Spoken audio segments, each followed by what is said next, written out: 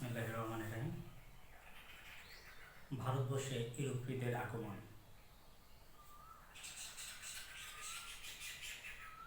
Vasco da Gama একজন Portuguese নাবিক ছিলেন।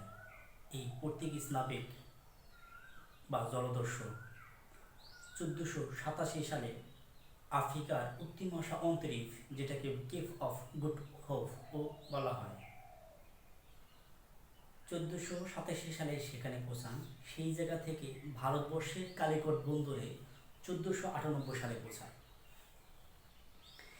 এই তার হাত ধরেই ইংরেজদের ব্যবসা বাণিজ্য শুরু হলো ভারতবর্ষের সাথে।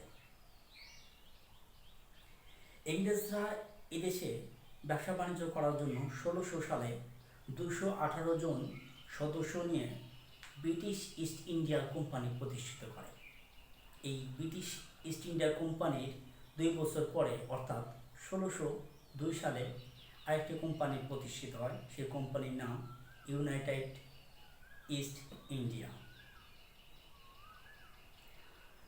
ভারত যেটা বলতে চাইছিলাম, ইংরেজরাদের শাসন ব্যবস্থা, এই যে ব্যবসা বাণিজ্যটা শুরু হয় সম্রাট জাহাঙ্গীরের সময়। সম্রাট জাহাঙ্গীরের দরবারে ইংল্যান্ডের রাজা প্রথম জেমস একটি চিঠি পাঠায় ক্যাপ্টেন হকিন্সের মাধ্যমে। পরবর্তীতে স্যার টমাস রো নামে আরেকজন দূত আসেন। যাই হোক, সম্রাট জাহাঙ্গীরের অনুমতি নিয়ে তারা এই বাণিজ্যটা শুরু করে। কিন্তু ভারতের আরেকটা অংশ যে বাংলা, এই বাংলাতে ব্যবসা বাণিজ্যটা শুরু হয় 1658 সালে সম্রাট শাহজাহানের আমলে। সম্রাট শাহজাহানের আমলে 1658 সালে কাশিম বাজারে ইংরেজরা কুটি স্থাপন করে। ইংরেজদের পাশাপাশি এদেশে আরও অন্য বণিকরাও ব্যবসা বাণিজ্য করতে আসে। তাদের ভিতরে ছিল পর্তুগিজরা প্রথম দিকে ব্যবসা বাণিজ্য ছিল না, তারা প্রচুর পরিমাণ জলদস্যুরাই ছিল তাদের প্রধান পেশা। শায়েস্তা খান তাদেরকে ঠিকঠাক মতন শায়েস্তা করে। এই যে চট্টগ্রাম, যা পর্তুগিজরা নাম দিয়েছিল পোর্টে গ্রান্ডে। এই পোর্টে গ্রান্ডে পরবর্তীতে শায়েস্তা খান দখল করে, পর্তুগিজদের কাছ থেকে এটা দখল করে এর নাম দেন ইসলামাবাদ। যাই হোক, পরবর্তীতে সর্বশেষ এদেশে আরেকটা তথ্য ভুলে গেছি, সেটা হচ্ছে পর্তুগিজদেরকে বলা হতো ফিরিঙ্গি, আর ডেনমার্ক বলা হতো ডাচ নাগরিকদের।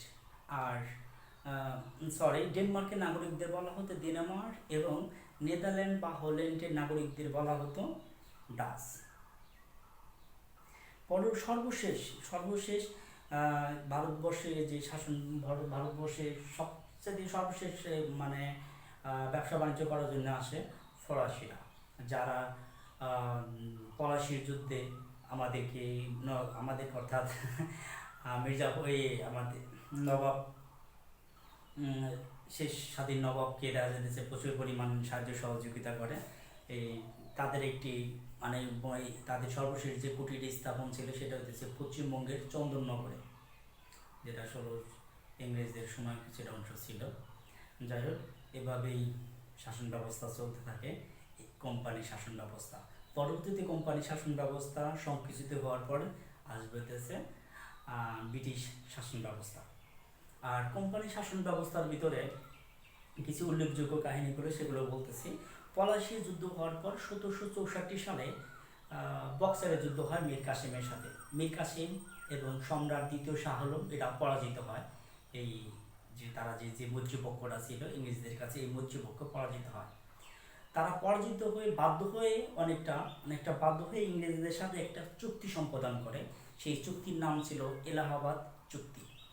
এলাহাবাদ চুক্তির মাধ্যমে ব্রিটিশরা বাংলা, বিহার, উড়িষ্যা এই 3টা প্রদেশে দেওয়ানি লাভ করে। দেওয়ানি হইতেছে টাকা পয়সা, যে তারা যে কর নেবে, করের নেওয়ার অধিকারটা লাভ করে, এটাকে বলা হয় দেওয়ানি। আর অন্যদিকে যে শাসন ব্যবস্থা থাকবে সম্রাটের হাতে, এবং কোম্পানি একটা নির্দিষ্ট পরিমাণ টাকা সম্রাট দ্বিতীয় শাহ আলমকে পরিশোধ করবে। পরবর্তীতে এই শাসন ব্যবস্থাকে বলা হয় দ্বৈত শাসন ব্যবস্থা বা দুই মনুর শাসন। এই দ্বৈত শাসন ব্যবস্থা একটা প্রচুর পরিমাণে একটা বিশৃঙ্খলা দেখা দেয়। দেখা যাইতেছে ফসল না হলেও দেখা যাইতেছে ইংরেজরা তাতে কিছু বুঝবে না, সে তার ঠিক মতন তার রাজস্ব সেটা নেবে। এর পরবর্তীতে দেখা দেয় দেখা যাইতেছে দুর্ভিক্ষ, ভিক্ষার অভাবকে বলা হয় দুর্ভিক্ষ। এই দুর্ভিক্ষর সময় বাংলায় লক্ষ লক্ষ মানুষ মারা যায়। এই দুর্ভিক্ষকে বলা হয় ৭৬-এর মনন্তর ১১৭৬ সালে। ইংরেজি সাল ছিল ১৭৭০। পরবর্তীতে এই দ্রুত শাসন ব্যবস্থার প্রবর্তক ছিল কিন্তু লর্ড ক্লাইভ। সেই লর্ড ক্লাইভের যে পাপের শাস্তি সে পায় ১৭৭৪ সালে, সে পাগল হয়ে আত্মহত্যা করে।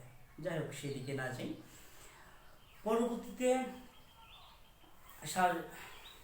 এভাবেই পরবর্তীতে এই দ্বৈত শাসন ব্যবস্থা রহিত করার পরে চলে আসে হচ্ছে চিরস্থায়ী বন্দোবস্ত। চিরস্থায়ী বন্দোবস্তের পূর্বের নাম ছিল একশালা বন্দোবস্ত, ১০ শালা বন্দোবস্ত।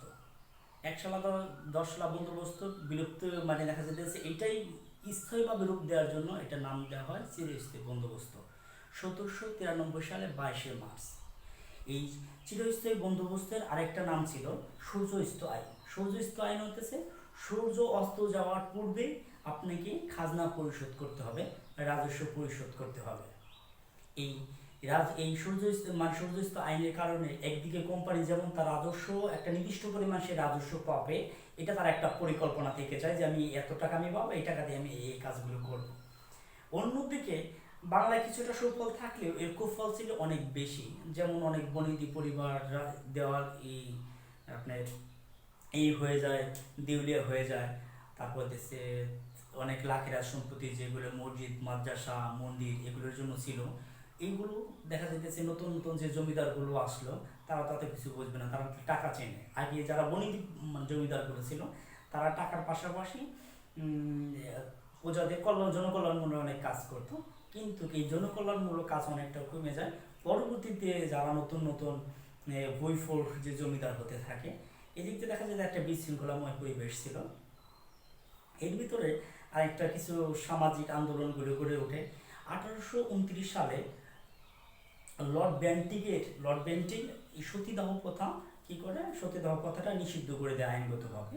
যদিও এর প্রধান কৃতিত্ব ছিল রাজা রামমোহন রায়। রাজা রামমোহন রায়ের এই সতীদাহ যেটা বন্ধ করার জন্য কিছু বই লেখালেখি করে, প্রচুর পরিমাণ লেখালেখি করে। মূলত গদ্য রচনাটা দেখা যেতেছে, গদ্য রচনাটা শুরু হয় রাজা রামমোহনের হাত ধরে এই সামাজিক সংস্কৃতি। এখানে উল্লেখ্য যে রাজা রামমোহন রায় ১৮২৬ সালে একটা বাংলা ব্যাকরণ লেখে, a grammar of Bangali language, যা পরবর্তীতে ১৮৩৩ সালে রাজা রামমোহন রায় যে সালে মারা যায়, সেই ১৮৩৩ সালে এই গ্রামার অফ বেঙ্গলি ল্যাঙ্গুয়েজ অনুবাদ করা হয় গৌরী ব্যাকরণ নামে। ধন্যবাদ। আসসালামু আলাইকুম।